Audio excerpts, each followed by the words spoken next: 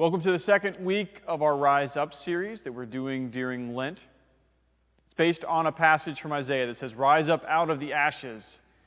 And we're asking interesting people in our community to talk about something they learned in 2020 that they want to bring with them into 2021. Last week we had Captain Tim Kinsella, the CEO of Naval Air Station Pensacola. And this week we are honored to have with us Emily Lay. Emily Lay is a best-selling author. She is an entrepreneur who started a company called Simplified that sells planners around the country. She is a podcaster, a new podcaster. She is a mother of 3 kids who attend Episcopal Day School. They, a couple years ago now, moved back to Pensacola and now blesses our community from within. And I'm excited for her to speak to us in our series, Rise Up. Emily? Thank you so much. Hi, everybody. I am so glad to be here. What a year we have all been through.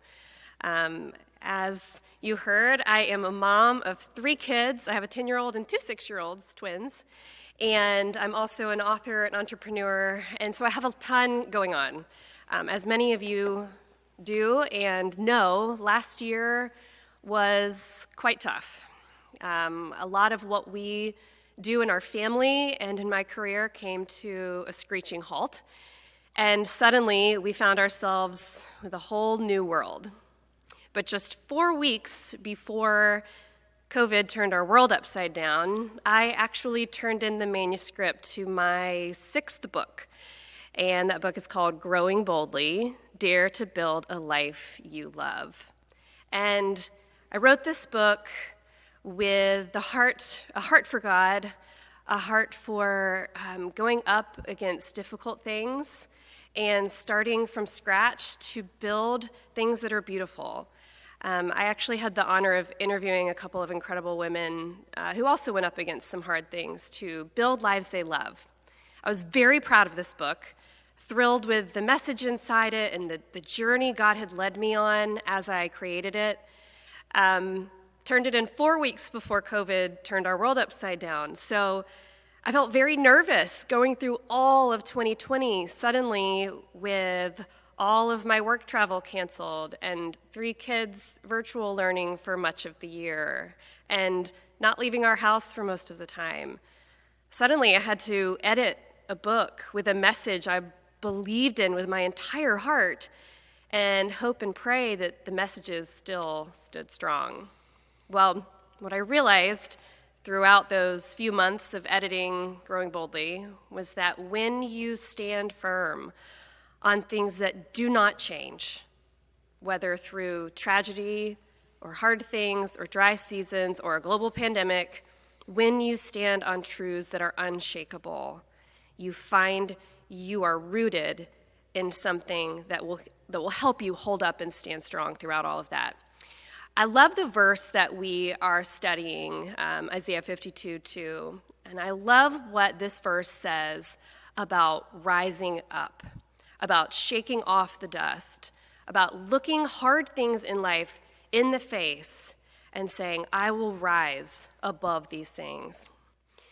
My philosophy on going up against hard stuff is broken down, I like to break it down into 5 parts. And it's an acronym I created out of the word build.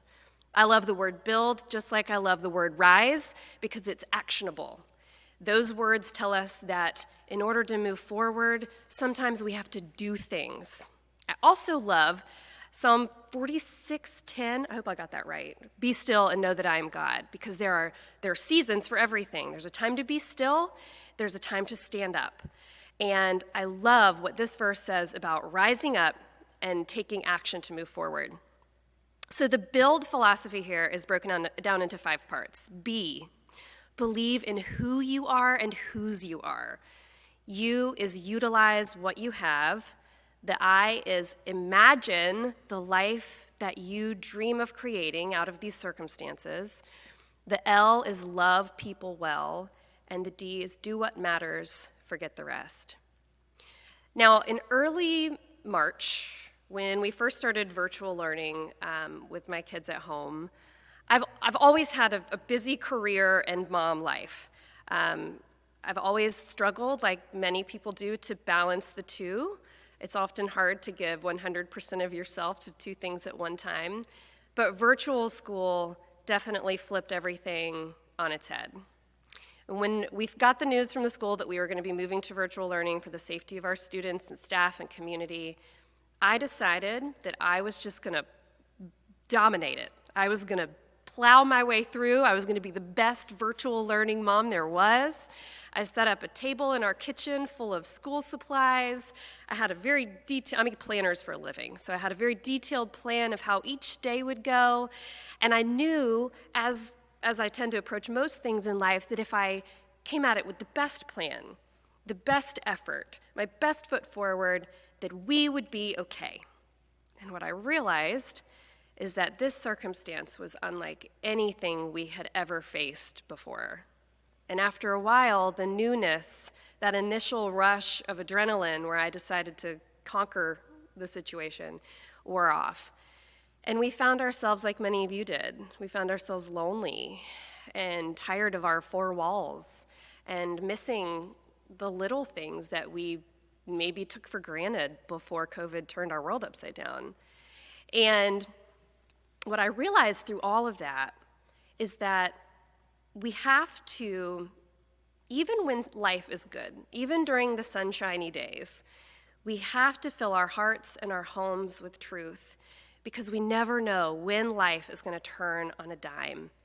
And so I think the biggest lesson I've taken from 2020 is this, that when we are faced with great times and when we are faced with hard times, the most important thing we can do is do what matters and forget the rest. Now, what does that mean? For me, it meant when virtual school and Zoom working and all of the things happened at one time and we found ourselves extremely stressed out by all of it, sometimes we had to choose to do what matters and forget the rest, even if just for a season. Now, I'm someone that likes to take big overarching ideas and break them down into tactical, actionable steps. I'm all for an inspirational story, but at the end of the day, I need you to tell me how to actually do it. And for me, doing what matters and forgetting the rest a lot of times looked like a simple yes or no list. It looked like a piece of paper with a line down the middle, a yes on this side and a no on this side. And what I would do is take inventory of where we are, especially during 2020 when we had many responsibilities and so many things we had to do and so many people we had to take care of and so many things we had to worry about. I would take inventory of all the things in my head, all the things filling our lives, and separate them into yes and no columns, handling each one, prayerfully making a decision about each commitment, and deciding which ones we were going to say yes to and which ones we were going to say no to. And I've often heard this described as if you are juggling balls. So imagine you're juggling balls in the air, as we do during a global pandemic or not, and we can put down some of those balls from time to time. In fact, we can put down almost all of those balls, but there's always one ball we cannot put down. And for me, that changes day to day. One day it might be a work deadline. One day it might be 3 little kids with seemingly unanswerable questions about life and health and sickness and worries. Some days it could be getting the laundry done. But whatever that one ball was, that was the thing I said yes to that day. And I gave myself the permission and grace to lay the rest of it down. Now, why does that matter? I spent a lot of 2020 with a lot of guilt, shouldering a lot of guilt about trying to be my very best to everyone. And in the later part of the year, in the fall, as we were kind of wrapping up edits to the book, I sat down with my kids and I asked them, what is it that you will remember from this time? And I thought for sure they would say my incredible skills at homeschooling or the staycation that we planned during the summertime. But what they actually said really, it surprised me a little bit, but it also grounded me in what matters most. My oldest said that he would remember the nights that we had pizza parties on the floor. And what he doesn't realize is we had pizza parties because Mom was just too completely done to make a regular dinner. So we would order pizza, and we would make the best of a strange situation, and we would just sit on the floor and enjoy our dinner and enjoy our company and our time together. My twins, my oldest twin, Tyler, told me that what he would remember most was the extra time that we got to spend together reading. So he's in kindergarten, and I spent a lot of time with him working on his reading and helping him get through the virtual school time. And then my daughter Caroline said that what she would remember is the drive-bys that we would do of her grandparents' house or to see friends for their birthdays. These little things that felt like little blips in the day, that felt like the minutia of getting through 2020, what I realized is that those tiny things actually made up our lives. Those are what actually brought the joy and the sweetness into the cracks of a very difficult situation. And it wasn't through the massive steps that I was taking or the fantastic homeschool table I set up where they were being strengthened. Instead, it was in those little moments that we spent together, the daily choice that we made to take care of all of the things inside our home, to make our home a place of calm when the rest of the world felt chaotic, and to allow that space to be a space of nourishment, of rest, of respite. Those little memories are the things that make up 2020 for me. Now, there was a lot of fear and a lot of uncertainty, but what I'm reminded as we move into 2021, and hopefully eventually out of this pandemic, what I'm reminded is that if we focus on what truly matters most, whatever that is in that season, in those moments, if we focus on what truly matters and we let the rest fall away, just like we rise up and we let the dust fall away, if we focus on what truly matters, on family, on people, on spending time together, on instilling truth in our lives, that's the stuff that will carry us forward. So while it was a tough season and tough circumstances, I think there were a lot of silver linings and a lot of things that I know I learned and my children learned as well. Thank you so much, Emily. So for those of you who don't know, one of the things Emily is known for is she founded a company called Simplified, which is a series of planners. And you just admitted that you're a planner. Yep. Okay. One of the things that the pandemic did to us all was wreck our plans. And not only did they wreck our plans that we had long-term plans, but they would wreck our short-term plans. Like we would think, okay, by the spring, we'll be able to go on that vacation. Yeah. And then COVID lasted longer, and then, okay, we can't do that. Or I planned this event with these people, well, they got sick. And so what I have found a lot during this time is the inability to plan. Yeah. So can you speak about, for you, being not only somebody who is known for their planners, but admits that you're a planner, what it's like to live in a world where it's difficult to plan?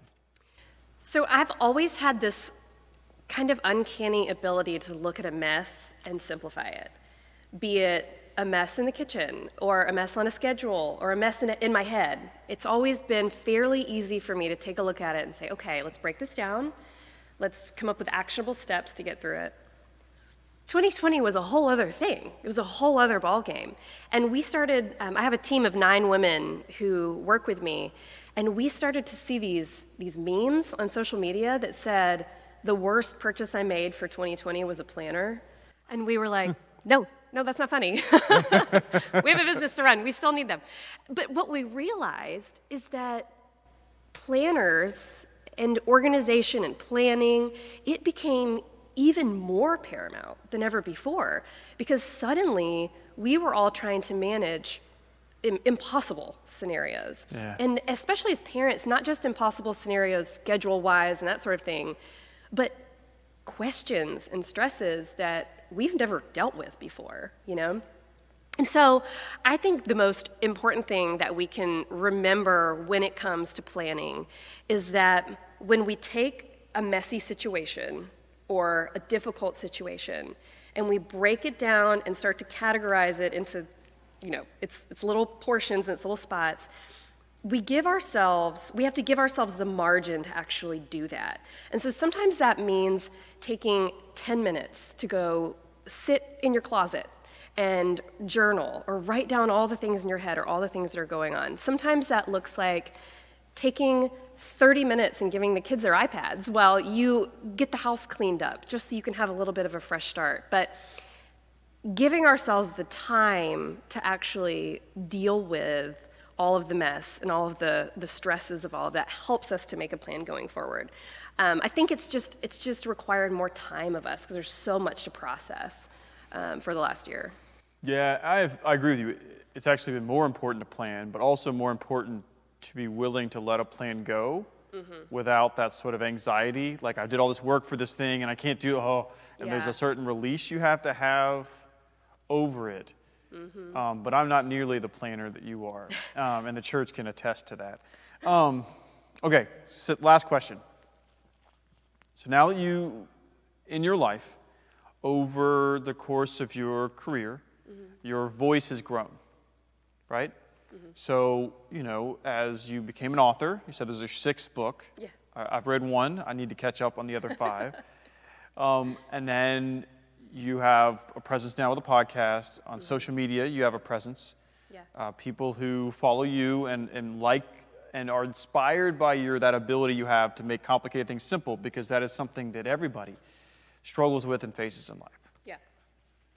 One of the things I appreciate is that the voice I hear on social media and in your books is you. Like, there's no difference between the you I know as a friend and the you I see on. But how much weight or thought do you give to that voice that you have, that growing voice that people listen to you? And what is it you say? Like, how do you process and deal and handle that responsibility? That's a good question. It's interesting having a platform, if you will. It's such a weird word. But having a platform or having an audience or people who listen and value your opinion on things. I have to find my fuel for that in the right places. And so I found, especially over the last year, maybe couple of years, it is so important that the well that we pour out of be filled the right ways. And so for me, I spent a lot of my life, especially as a new mother, dealing with perfectionism and comparison and really just burning myself out, doing all of the things that you named earlier. And what I realized is that it's so important for me to fill the well with truth, to understand God's purpose for my life through His Word, to be in communion with other people, other believers, to be constantly reading and learning, and also to not feel like I have to process things in real time for the world. I think it's important. I think in a couple of years we're all going to know how we process 2020, but I think it's going to take some time for us to all get through that. And so I've had a lot of people ask for advice, and I've had to say, I'm still trying to figure out myself. And I think that's grace and allowing ourselves time to read and listen and journal. I think that 2020 also brought up an interesting concept of self-care versus soul care. Especially as a mom, I hear a lot of people talk about, bubble baths or taking a nap or things like that, and that's great self-care, super important. But there's also soul care and taking care of ourselves for whatever responsibilities we have, be it career, family, or home, taking care of ourselves in ways that nourish our souls, not just our bodies, is so important for the work that we're putting out into the world, too. There's a book called An Unhurried Life. I've heard of this. And it's all about Jesus' pattern, where he would be busy, busy, busy, and people needed from him and wanted more, and then Jesus' need to go by himself and pray. And then either they would find him, or he would then decide it was time to go back out. And it was both of those. I mean, rest is a part of that, but also his prayer life was built on this sort of pattern of ministry and rest, and I'd never seen that pattern, and how we find that pattern in our Yeah. own life. I do think also you said something that we have this need to be able to process, and I think it's okay to invite people into the process, right? Like you're saying, I'm still working on this, I'm still thinking about this. Yeah. But I think there's such a almost demand that people with a voice have immediate responses to everything. Something will happen on the news, and I'll have people expecting me. I have a different type of voice, but whatever voice I do have, or I sometimes think about the word influence, and everybody has influence, right? Absolutely. Their circle of friends, their family, their workspace, everybody has a certain amount of influence, but they want you to say things immediately. Yeah. And sometimes I'm like, no, I'm still working through this. Yeah. But as I said earlier, one of the things I really appreciate in you is that authenticity, or Brene Brown would say the vulnerability, to be able to acknowledge that where we are and going through things. And sometimes it is just pizza on the floor, because that's what it is. And there can be beauty in that as well. Absolutely. Last year gave us an interesting look at what happens when all of the busyness of life is turned down, the noise is turned down, and we suddenly, very jarringly, realized what we're left with. Yeah. And I think for some people, they felt a lack in that, and for others, they felt glad that maybe they had put in the work into those things that aren't always on the forefront, So it gave us all, I think 2020 gave us all a really interesting perspective about what it means to survive versus thriving, When things are normal, it's a little bit easier, if you will, to really thrive in a situation. But in 2020, so many of us were just trying to get dinner on the table and take care.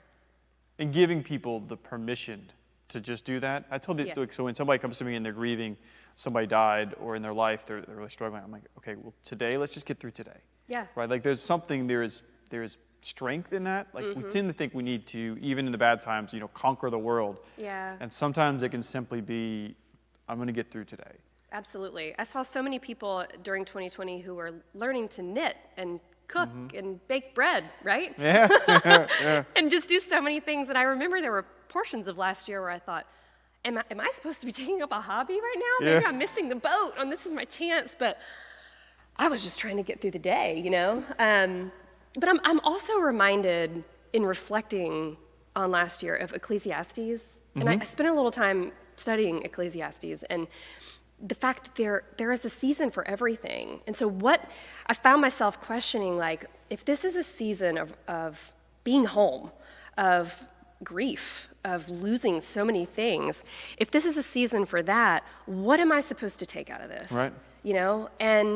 And I feel like we're all going to be changed by it, and it was painful, is still kind of a little painful, but change happens like that. And I feel like when I look at my life, God has shaped me during the hard times more than maybe the beautiful, easy times, And so I love what you're doing here. I think this is so healthy and great for us to look back and look for those silver linings and think, what is it that I really learned during such a crazy time period that I can take forward?